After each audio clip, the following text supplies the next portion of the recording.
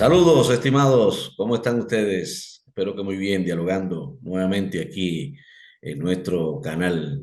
Otra vez contacto con nuestro amigo, el licenciado José Acosta en Toronto, Canadá. ¿Cómo estás, amigo? Saludos. Buenos días, buenas tardes para quien nos escuche. Yo muy bien, ¿y usted? Muy bien, excelente. Muy bien. Caminando hacia la tercera edad, pero aquí vamos muy bien. Inevitable. Inevitable. Quien no pase por ese proceso se quedó en el camino. Y yo no quisiera, no hubiera querido quedarme en el camino. Excepto que haya bajado la sierra, son los únicos que no llegan a la tercera edad. Así es, así es. Hoy el tema Argentina, la inflación crónica de su economía y verdaderamente que es crónica. Por cierto, en marzo pasado, la inflación en Argentina alcanzó niveles tan altos, solamente comparables con aquel de 1991.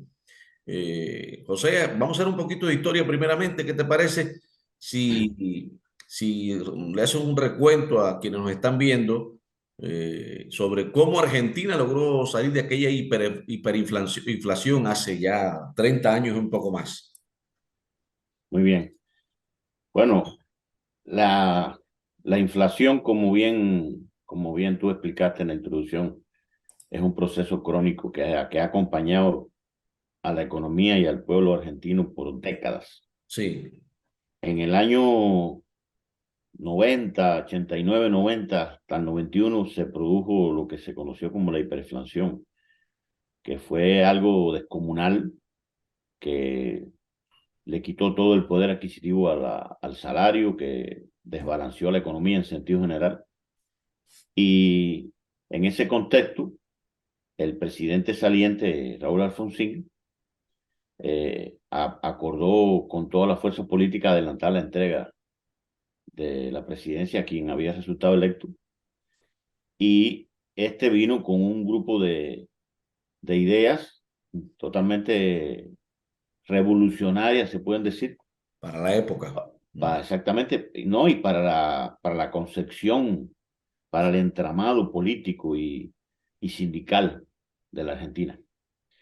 Se trata de Carlos Saúl Menem. Ujú. Esa hiperinflación había dejado una mentalidad colectiva de angustia, impotencia y búsqueda de desesperadas soluciones, que fue la base que permitió que Menem, de manera relativamente fácil, entre comillas, lograra un consenso para poner en práctica un gran programa neoliberal, en esencia. Ya para 1 de marzo de 1991, él nombra a Domingo Cavallo como ministro de Economía. Muy famoso Domingo Cavallo. Sí, este señor presentó un proyecto de plan para resolver el problema que tenía como columna vertebral lo que se conoció como la ley de convertibilidad, que no fue más que la creación de una nueva moneda nacional, el peso convertible, que entraría en vigencia, que entró en vigencia el 1 de enero del 92. Este nuevo peso tendría un régimen cambiario fijo de 1 a 1 con el dólar. No, o sea, Argentina salió de la fluctuación cambiaria para ir a un régimen fijo de cambio 1 a 1 con el dólar. Para poder lograr esto, se tomaron un grupo de decisiones de estabilización económica y de otros, casi todas medidas de choque, Sí. que generaron traumas de todo tipo, que la gente aceptó, Esa porque fue la etapa, y perdona, fue la etapa del corralito financiero, o fue después, no, eso fue después. con Fernando de la Rúa y Sí, demás. sí, eso fue después. Mm. Este señor pudo aplicar semejantes planes porque, ya digo, había una predisposición de aguantar lo que viniera por todo el pueblo a cambio de salir del problema que tenían de la hiperinflación. La cotización del peso viejo que se terminaba llegó a tener una cotización de 10.000 pesos por un USD. Ahora, una de las medidas estrellas de Menem para financiar la convertibilidad fue la privatización Sí. de grandes activos e importantes activos que eran hasta ese momento propiedad del Estado, como Eh, la aerolínea y otras, Aerolínea, sí. muchas más. Proceso en el que después se descubrió que hubo corrupción, proceso que fue realizado a precios por debajo, o sea, un grupo de problemas. La convertibilidad funcionó porque logró paralizar la inflación y logró un crecimiento del 10,7% del Producto Interno Bruto. Todo funcionó bastante bien hasta el año 2001, que se produce otro problema. ¿Ok? Sí. Ahora, luego de ese recuento que has hecho, han pasado ya más de 30 años de esa situación, me acuerdo perfectamente, difícil por la que atravesó la economía argentina y por supuesto el pueblo argentino. Ahora, hoy, ante una situación similar, José, ¿se pueden implementar esas mismas medidas? ¿Tienen vigencia? ¿Ya son obsoletas? ¿No resolverían o por lo menos no disminuirían la situación difícil que tiene Argentina hoy? En esencia no se pueden aplicar. Los factores que determinaron el fin de la convertibilidad o persisten o son previsiblemente recurrentes. Por eso primero te voy a hacer una pequeña explicación por qué la convertibilidad se vino abajo. Y fue esencialmente por los shocks o por los factores externos. O sea, por aquellos aspectos de la economía mundial sobre los cuales el gobierno argentino no tenía control.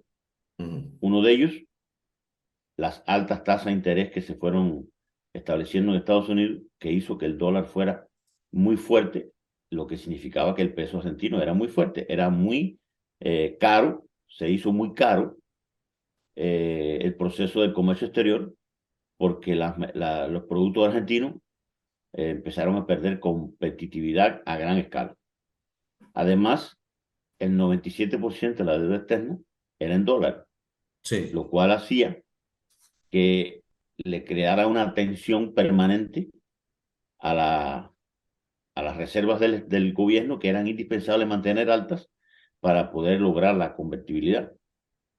Hubo una fluctuación del precio de las materias primas. Las materias primas, como por ejemplo la soja, son elementos principales para el balance sí, de divisa de Argentina.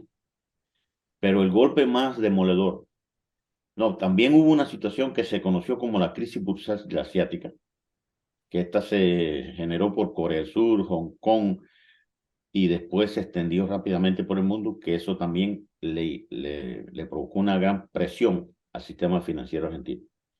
Y el golpe mortal, el golpe ya final fue la devaluación del real, de la moneda brasileña, porque en Brasil se estaban produciendo un grupo de problemas que no vamos a abordar ahora, pero eso fue lo que condujo a que el gobierno brasileño devaluara el real, lo cual hizo que las exportaciones argentinas se cayeran estrepitosamente hacia Brasil, lo cual agudizó la no entrada de divisa y empezó a crear un pánico dentro del sistema financiero argentino. ¿Por qué ellos no devaluaron el peso? Bueno, porque el peso estaba, como expliqué anteriormente, sujeto a una ley de 1 a 1, de uno a uno. porque lo correcto hubiese sido en ese momento devaluar el peso en el mismo porcentaje que se había devaluado el real, para no sufrir las consecuencias, pero no podían hacer eso porque tenían miedo volver a caer en el mismo problema que había originado esa medida. Entonces, en diciembre de 2001, con la reserva del Banco Central de Argentina en caída y una estampida bancaria en ciernes, o sea, se estaba gestando ya un proceso de fuga de capital a gran escala, Fernando de la Rúa, que era el presidente de ese momento, decretó la medida que tú mencionabas, que fue bautizada como el corralito. El corralito financiero que fue escandaloso. Ese corralito Sí. desencadenó una ola de protestas, una ola de violencia, de saqueo de bancos, de supermercados, de todo, porque estableció un máximo de 250 pesos o dólares que se podían mover por semana de las cuentas bancarias de la población. Entonces, cuando tú lees todo esta, cuando tú entiendes toda esta realidad que fue lo que hizo que en la práctica la convertibilidad tuviera que ser desechada, entiendes que volver a eso de nuevo hoy es casi imposible, porque además ahora no hay activos que vender, porque además ahora hay otros factores que han hecho de que el entramado del gobierno sea aún más grande y por tanto la convertibilidad no es factible como una verdadera medida actuar para ponerla en práctica. Bueno, ahorita mencionaste de la moneda que hasta ahora rige el sistema financiero internacional, que es el dólar. Algunos están asegurando de que dentro de no mucho tiempo ya no será el dólar el que va a mandar, la que va a regir, porque se ha convertido también en un instrumento de presión de Estados Unidos para ejercer su política a nivel internacional. En el caso del dólar, específicamente en Argentina, hay una, pudiéramos decir, una conceptualización múltiple de esta moneda en ese país sudamericano. ¿Cómo tú lo ves? Bueno, el tema es que la ingeniosidad de Argentina o de su pueblo es muy peculiar, es realmente impresionante. Eso los ha llevado a que el dólar sea conceptualizado, sea conocido popularmente de diferentes formas. Está el dólar oficial, que es el que establece el Banco Central de Argentina, que tiene a su vez dos canales, el minorista y el que usan los bancos y agencias cambiarias. El mayorista, que es el que se usa para las grandes operaciones, como transacciones entre entidades financieras, el comercio exterior y el pago de la deuda dolarizada. Hay otro dólar que le llaman solidario. Es el dólar que obtienen quienes compran el oficial para ahorro o turismo. Las autoridades lo apodaron solidario porque quien lo compra debe pagar además una tasa adicional a la tasa de cambio oficial del 30% y un valor de recargo del 35%. O sea, un 65% más de pesos por dólar si vas a usarlo para abrir una cuenta de ahorro en dólar o si vas a usarlo para llevártelo para turismo. Luego existe otro tipo que se llama el dólar tarjeta, que no es más que la utilización internacional de las tarjetas de crédito, tanto para pagar desde el propio territorio argentino servicios como ejemplo Netflix o Amazon, o para salir al extranjero y usar la tarjeta fuera del territorio argentino. A eso se le llama dólar tarjeta, que también está grabado con un 65% por encima del valor de cambio oficial que el propio banco tiene. Luego está el dólar estrella, que es el blue. Ellos en vez de decirle el dólar negro o dólar del mercado negro, le dicen el dólar blue, que no es más que la venta ilegal, pero conocida a todos los niveles, del dólar en el mundo del pueblo, o sea, en cualquier parte. Este dólar incluso tiene su cotización publicada diariamente en la prensa, en la televisión y demás. Y no es perseguido realmente el que se dedica a vender dólares, es algo que, como quien dice, aceptado, aunque no sea oficial. Sí, Está el dólar bolsa. Quien no quiere comprar dólar fuera del sistema financiero formal tiene que esta alternativa, el mercado electrónico de pago, que es una forma legal de obtener divisas. Se hace a través de la compra y venta de bonos, lo que requiere un agente de bolsa. O sea, esta es la compra más o menos utilizando la bolsa de valores. Y está el dólar CCL, que es el dólar contado con liquidación, es otra herramienta financiera, pero está pendiente a cambiar peso de dólar en el exterior, o sea, especialmente en Wall Street. O sea, tú puedes ver que la ingeniosidad argentina los ha llevado a tener, o sea, es casi imposible que una economía funcione bien con semejantes mecanismos cambiarios. Si tú vas a Colombia, o vas a Uruguay, o vas a cualquier otro país de América Latina, a México, por ejemplo, sí, hay una tasa de cambio, es la que está allí. El peso mexicano fluctúa sí. de acuerdo a los valores de la oferta y la demanda en el mercado mundial cambiario de monedas, que se dicta casi siempre en mayor medida en Wall Street, y punto. Y son otras herramientas las que utiliza México para garantizar que su peso no sufra devaluaciones significativas. Pero si tienes seis maneras diferentes de evaluar el problema, eso Sí. es imposible de que eso funcione. Por eso la economía argentina tiene un vaivén y una situación tan grave. Por eso es imposible dolarizar la economía. Porque todo esto que estoy explicando. Eso te iba a preguntar. Ajá. Por ejemplo, he visto como Ecuador hace muchos años, incluso ya Rafael Correa, un hombre izquierdista, un gran economista también, no pudo desdolarizar la economía ecuatoriana. Ecuador se mantiene con el dólar como su moneda principal. Y te quería preguntar, ya que tocaste el tema, ¿puede Argentina hacer lo mismo? ¿Sería viable hacerlo en las actuales circunstancias que tiene ese país? No, Dolarizar no, la economía. en esencia no es posible, porque el dólar para que sea utilizado como moneda oficial en Argentina, se requiere prácticamente hacer lo mismo que explicamos al principio, porque sustituir el peso significa que tienes que pagar, por ejemplo, el salario a todos los trabajadores del gobierno en Sí, dólar.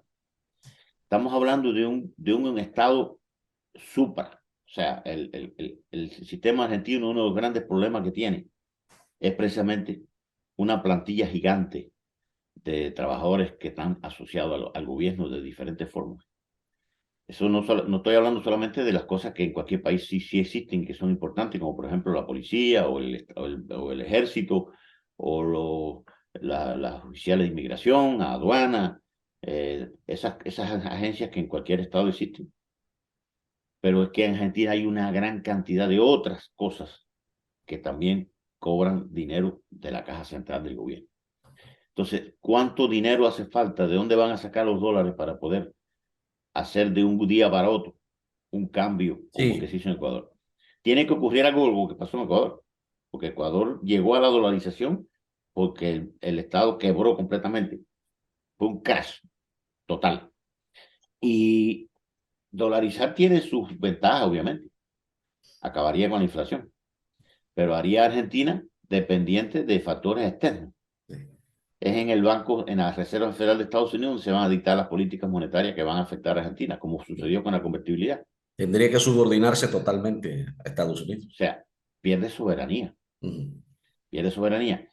Y es inviable por lo que estoy explicando, porque no hay cómo pagarle en dólares a tanta gente y a tantos gastos que tiene Argentina. Había que someter a Argentina a una transformación de tal magnitud que en las condiciones de hoy, cuando tú ves un candidato o precandidato hablando de la dolarización, esa ineta electoral es inviable. Hasta donde yo lo veo y hasta la información que manejo y la que manejan muchos políticos y economistas argentinos, es inviable. Aquí quiero una incidental. ¿Hasta qué punto el elemento ideológico, político, ha influido? Porque veo que esta situación de Argentina lo mismo se reflejó, se manifestó con gobiernos de derecha que con gobiernos de izquierda. En este momento, Argentina está presidido el gobierno por un hombre de la izquierda, por Fernández.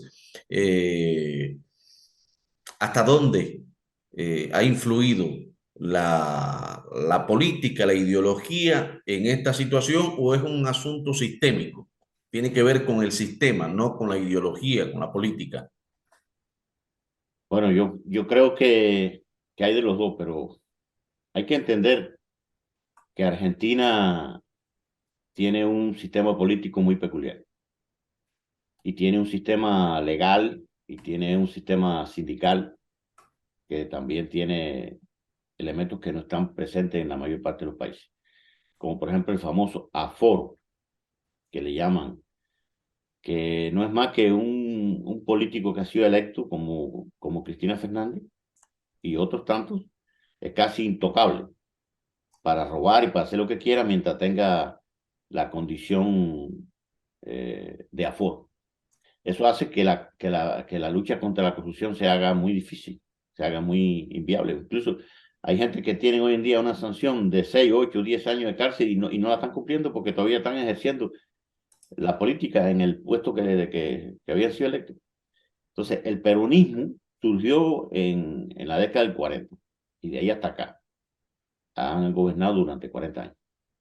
Y en esos 40 años han establecido un dogma, una manera de dirigir y de administrar el gobierno que está completamente imbricado con los sindicatos, que a su vez tienen un poder impresionante. Están administrados por unos personajes que son casi intocables, donde hay muchísimo tráfico de influencia, corrupción y de todo, y no se mueven bajo estándares internacionales del movimiento sindical, sino que más bien son como una amplia extensión del peronismo, que se mueven en función de una ideología o de un apoyo al político peronista de turno, y no en base a lo que, en lo que pudiera ser más conveniente en sentido general. Entonces, por eso, con las pocas veces que llega al gobierno un presidente que no es peronista, los sindicatos le hacen la vida imposible. Son Le muy fuertes viran los sindicatos en Argentina. completamente, le viran a Argentina con las patas para arriba. Eso le pasó a Alfonsín y le pasó a Macri más recientemente, para no Sí. irnos más atrás. Macri llegó con una plataforma de trabajo bastante buena y terminó cometiendo errores garrafales en su gestión, motivado porque cada vez que iba a hacer cualquier cosa, los sindicatos le viraban la tortilla, como se dice vulgarmente, y se le hacía imposible. Tú sabes que ahora entre los que aspiran a ser relevo de Alberto Fernández, el presidente actual de Argentina, pues hay un señor que se llama Javier Milei. Tiene muchos seguidores, pero el hombre tiene unas ideas, quiere armar al pueblo argentino, quiere dolarizar la economía. O sea, un grupo de cosas que a mucha gente le preocupa. Pero bueno, habrá que ver, hay que esperar que lleguen las elecciones. Bueno, ya se sabe que la hiperinflación en Argentina es crónica desde hace muchos años. Quería que te refiriera a este tema en específico. ¿Qué rol ha jugado el Banco Central de Argentina en esta situación? Si es que ha El, tenido alguna incidencia. el Banco Central ha sido columna vertebral del problema, porque el Banco Central de Argentina no dispone de la verdadera independencia que debe tener un Banco Central. Por los mismos factores que expliqué, el peronismo ha subordinado al Banco Central nombrando al frente de esta institución personas que apoyan las filosofías que ellos manejan. Y el Banco Central se ha convertido ellos le dicen a los argentinos, la maquinita de hacer dinero. O sea, no es más que un mecanismo de imprimir los millones de pesos argentinos que hagan falta para poder cubrir los altísimos niveles de gastos que el gobierno tiene.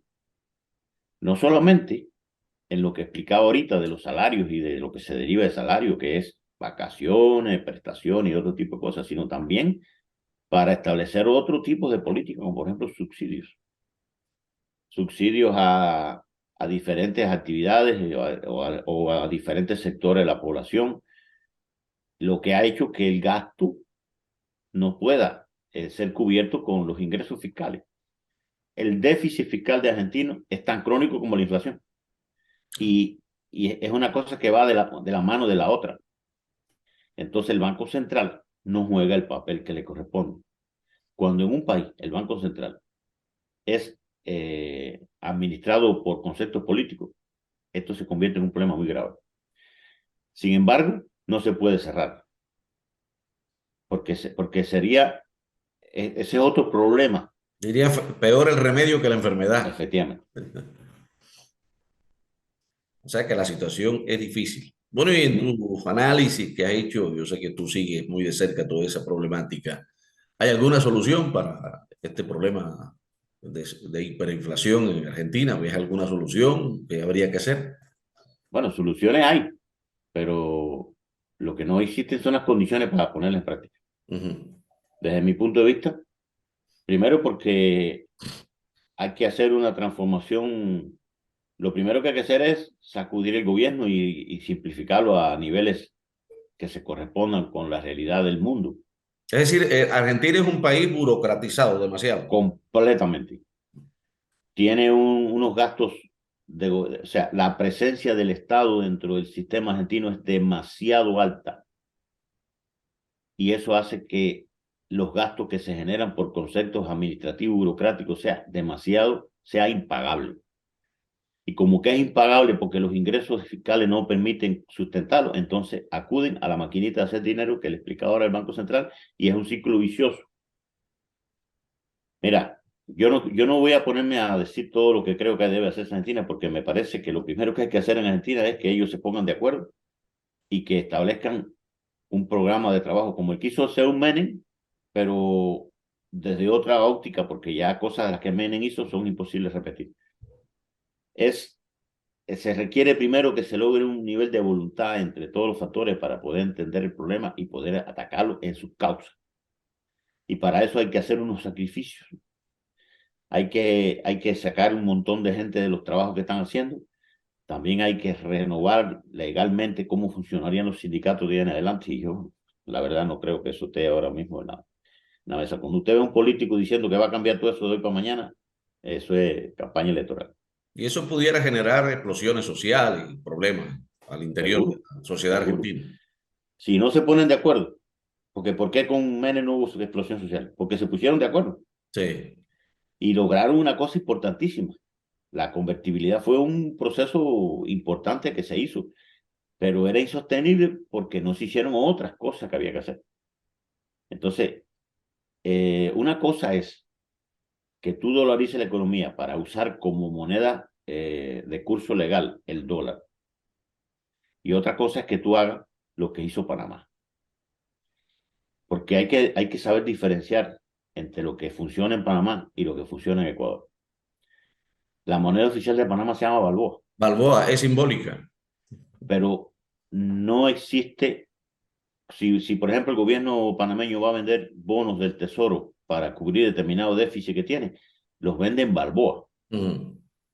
Por tanto, aunque sea uno a uno con el dólar, la moneda oficial y en todas las transacciones que tú haces en la calle, tú vas al banco, te ponen 20 balboas, 40 balboas, Sí, no te ponen dólar. sí, Pero en pero es Ecuador, dólar, pero es dólar. es claro, la expresión física, que es lo que se conoce, la circulación, o sea, la circulación de curso moral, o sea, la circulación real del cash, del dinero físico de curso legal es el dólar, pero la moneda oficial es Balboa. Es Balboa, así es. Bueno, mi estimado amigo, muchísimas gracias una vez más. Mi amigo licenciado José Acosta desde Toronto, Canadá. Hemos hablado hoy de Argentina y su hiperinflación crónica ya en su economía, pasando por un momento nuevamente muy difícil la economía argentina. Muchísimas gracias, estimado José. Muchísimas gracias a ti y aquí estamos. No somos adivinos ni somos tampoco todo, pero podemos hablar de algunos temas que son de interés para las personas que quieran informarse. Así mismo es, y falta que hace, porque muchas personas no se adentran en los temas económicos. La inmensa mayoría lo que hace es quejarse y no analizan las causas de las Exactamente. situaciones que se presentan en nuestros países. Muchísimas gracias. Gracias a usted. Puede compartir nuestro programa, de like, puede comentar. Nosotros con muchísimo gusto le vamos a responder cualquier comentario que nos haga. Muchísimas gracias. Hasta la próxima, estimado amigo. Hasta la próxima.